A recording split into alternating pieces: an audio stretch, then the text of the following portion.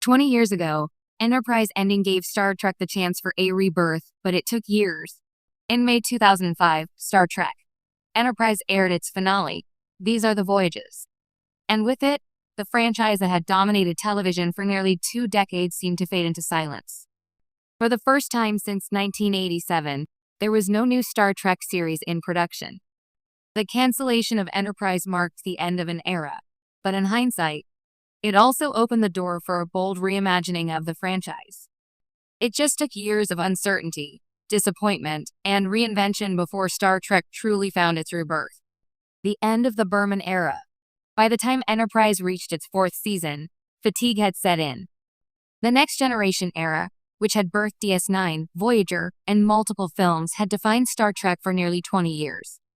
Rick Berman and Brannon Braga's creative fingerprints were everywhere, and while their stewardship had given fans iconic episodes and characters, their style had also grown familiar, too familiar. The cancellation of Enterprise wasn't just about ratings. It symbolized the exhaustion of a formula that had carried the franchise for too long. The finale, controversially framed through the eyes of Riker and Troy aboard the Enterprise D, seemed less like a celebration of Archer's crew and more like a nostalgic goodbye to the Berman era. Many fans were frustrated, but in the long run, Enterprise's end was a necessary closing chapter. A needed silence. For 4 years after Enterprise's finale, Star Trek lived in a strange limbo. The franchise had gone quiet, and that silence felt deafening to fans used to constant content.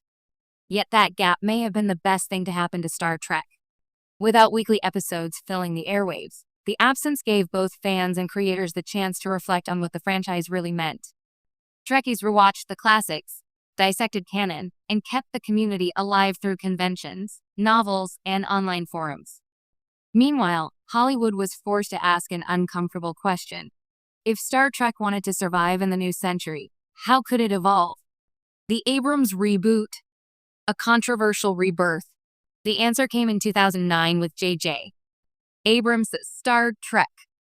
For the first time since the motion picture in 1979, Star Trek was reborn not as a continuation of existing canon, but as a cinematic reboot. By introducing the Kelvin timeline, Abrams crafted a clever solution, preserving the original continuity while freeing himself to tell fresh stories. The film wasn't universally loved.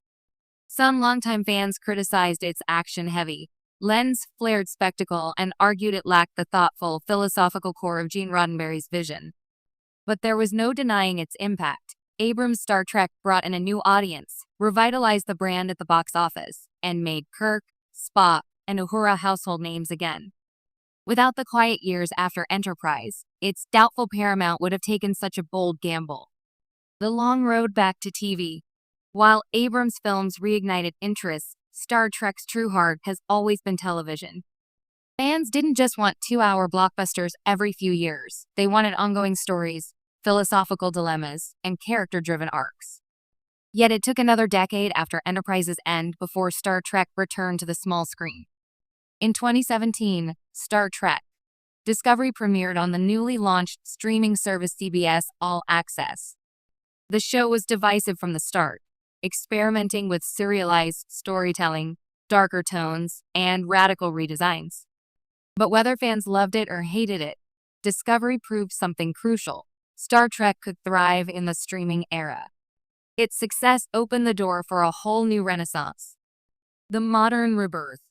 Today, 2 decades after Enterprise's end, Star Trek is experiencing its most diverse era ever.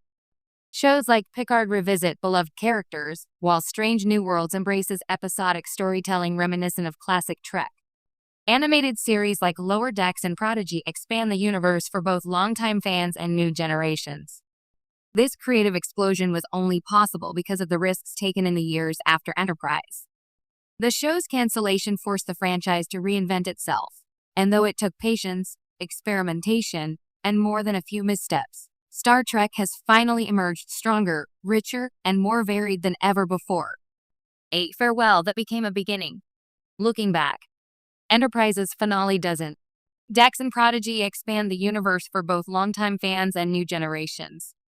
This creative explosion was only possible because of the risks taken in the years after Enterprise.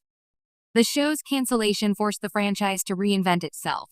And though it took patience, experimentation, and more than a few missteps, Star Trek has finally emerged stronger, richer, and more varied than ever before.